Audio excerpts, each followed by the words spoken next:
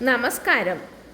September 27 ഞായറാഴ്ച രാത്രി പൂർണ്ണ ചന്ദ്രഗ്രഹണം ഉണ്ടാകുമെന്ന് ശാസ്ത്ര സാങ്കേതിക മ്യൂസിയം അധികൃതർ അറിയിച്ചു.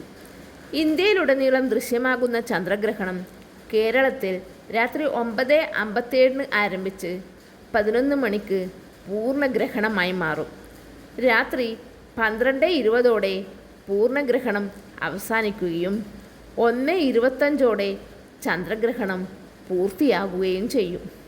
പൂർണ്ണ ചന്ദ്രഗ്രഹണമായതിനാൽ ഈ പ്രതിഭാസം നഗ്നനേത്രങ്ങൾ കൊണ്ട് തന്നെ സുരക്ഷിതമായി കാണാമെന്നും മ്യൂസിയം അധികൃതർ അറിയിച്ചു.